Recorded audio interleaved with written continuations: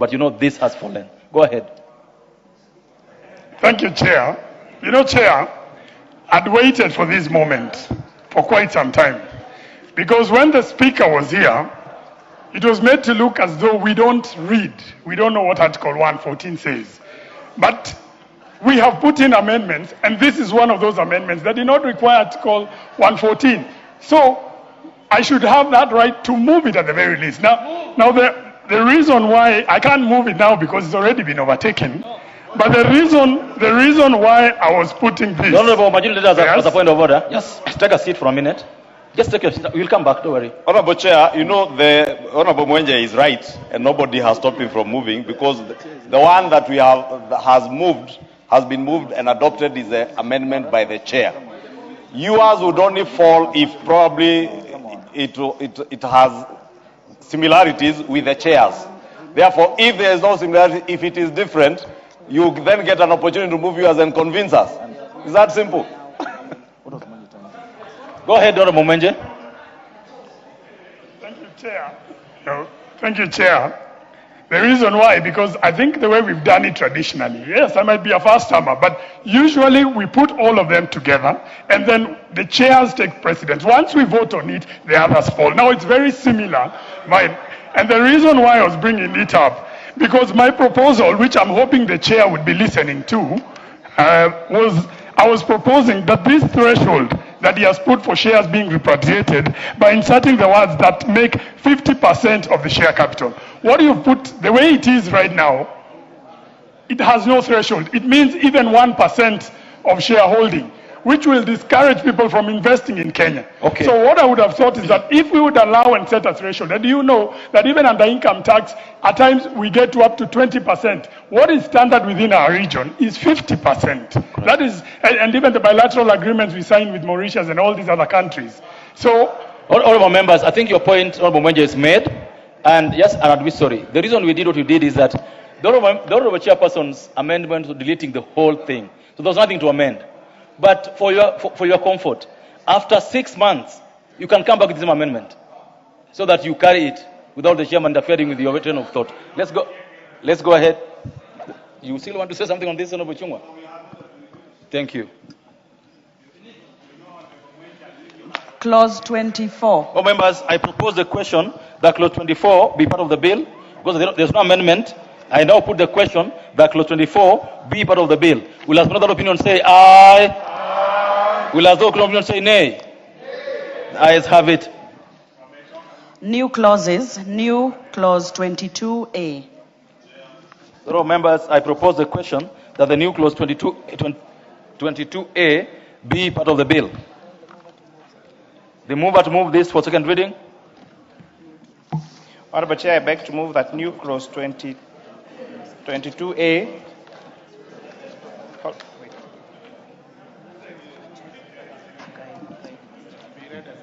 22A.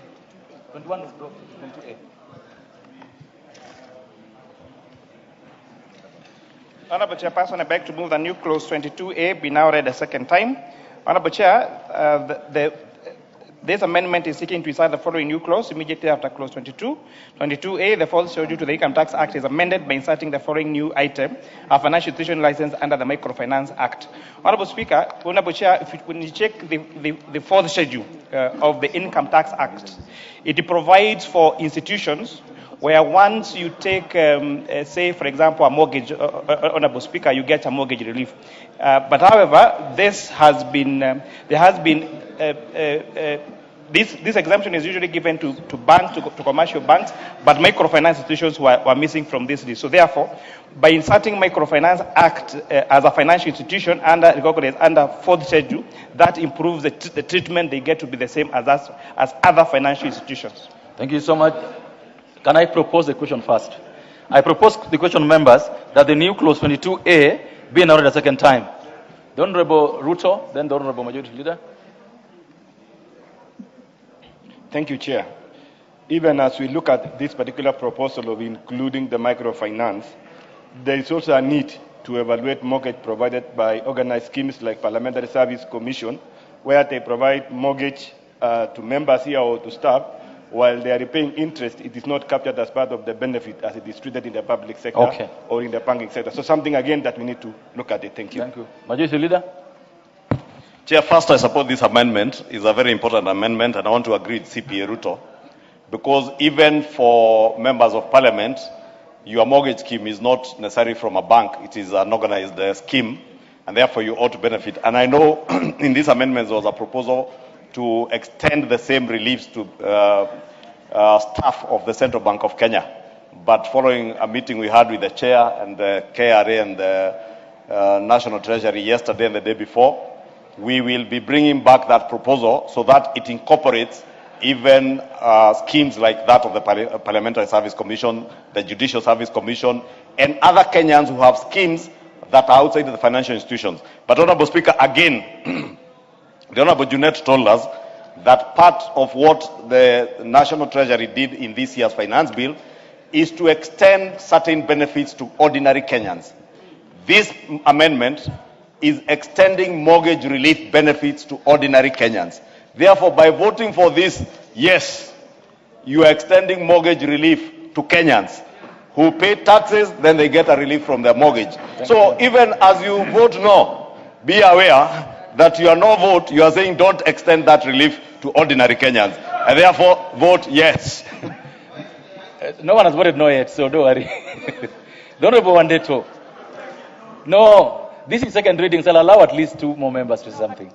This is on second reading. You know, Mr. Speaker, the majority leader is trying to, I guess, incite us against Kenyans on this live broadcast. But I would like to inform him that the reason we are rejecting, actually we want to reject this finance bill in totality.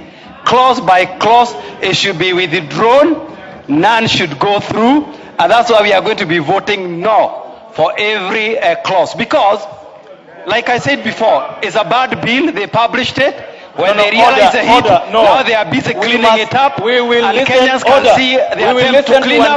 We should reject in total. We don't need to raise this, extra money through these punitive taxes that are being proposed. Thank you, the Honorable Oundo. The Honorable Chair. The Honorable Majority Leader, what's out of order? Let's listen to the Honorable Oundo, hold your horses. Let's leave the word of order first.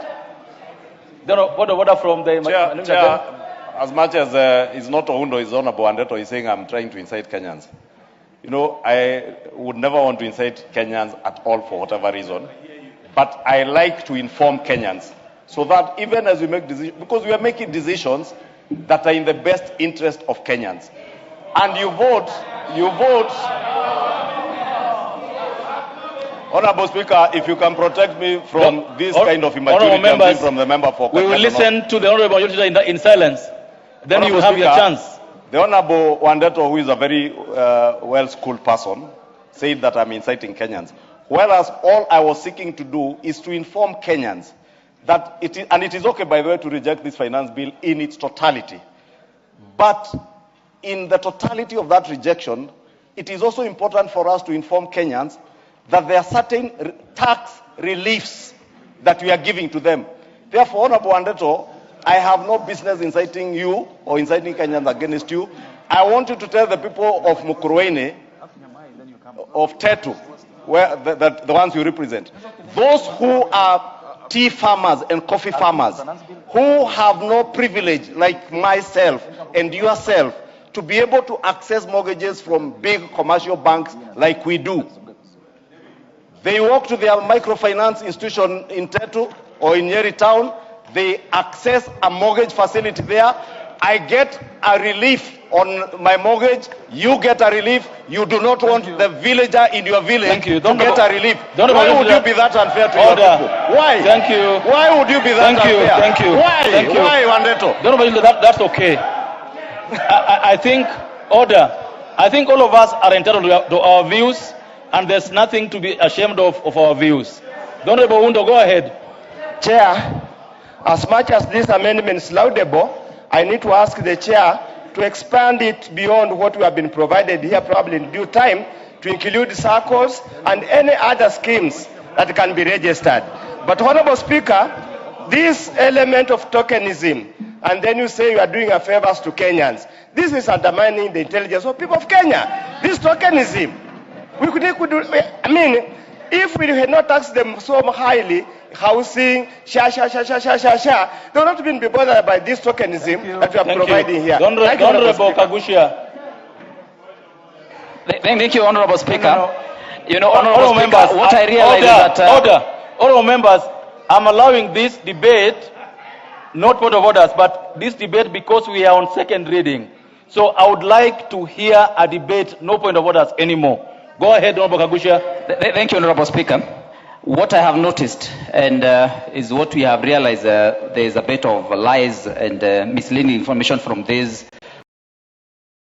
That from the budget that we passed a budget where we are going to collect 3.6 trillion Kenya shillings this coming year.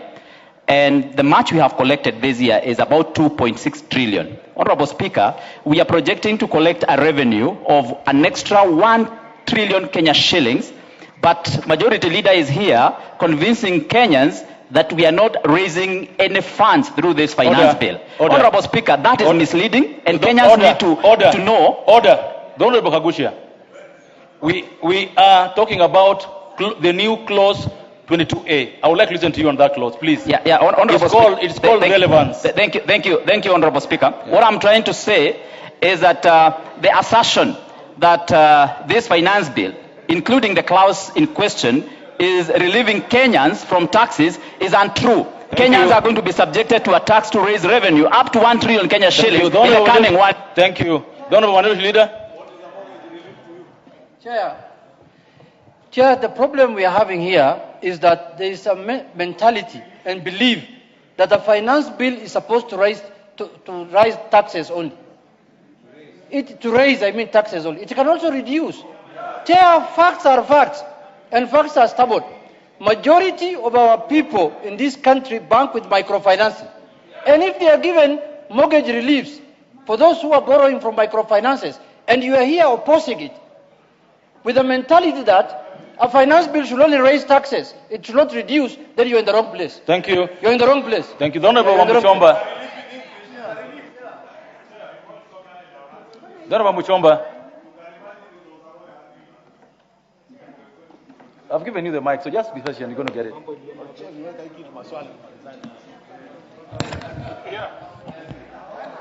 Use the one behind you. Thank you. Okay, thank you, Chair. Thank you, Chair. Chair, I am a member of Gatondo CBO, a small CBO that is made up of many traders in Gatondo. I joined them when I was the women rep for Kiambu. Chair, the last AGM we did, we wanted to make sure that every member who is a normal trader in Gatondo, in the market, Gatondo Modern Market, affords a house in Mwihoko, in Juja, through our own small scheme. So I'm so excited, Mr. Speaker, that this amendment is going to give relief to those women, the traders in the market. It is absurd that somebody who is elected by members, like Honorable Wandeto, can actually stand in the House and say that such women should not be given such a relief. Thank you. Mr. Speaker. All members, we must decide this either way. Therefore, put the question that this will be decided either way. I now put the question that the new clause 22A be read a second time. Will another opinion say aye? Aye. Will another opinion say nay? Nay. Ayes have it. All members, I propose the question that the new clause 22A be part of the bill. I now put the question that the new clause 22A be part of the bill. Will as many of that opinion say aye? Aye. Will as many of that opinion say nay? Nay. Ayes have it. The honorable member from Kisii. I'm not able to get the name. The honorable Mayaka. What is out of order? No, Chair, you know, we are not.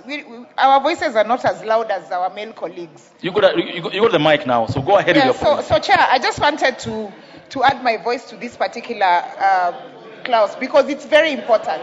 One of the microfinance institutions that is actually licensed under this is the Kenya Women Finance Trust. And for me, this is a win for the very many million women Kenyans who are members of the Kenya Women Finance Microfinance Institution because they're beneficiaries of this. Thank you. Members, I now put the question again that the new clause 22A be part of the bill? Will another opinion say aye? Will those of another opinion say nay? The ayes have it. Provisions relating to the Value Added Tax Act, Cap 476, Clause 25. Members, I propose the question that Clause 25 be part of the bill. Because there are no amendments, I put the question that Clause 25 be part of the bill.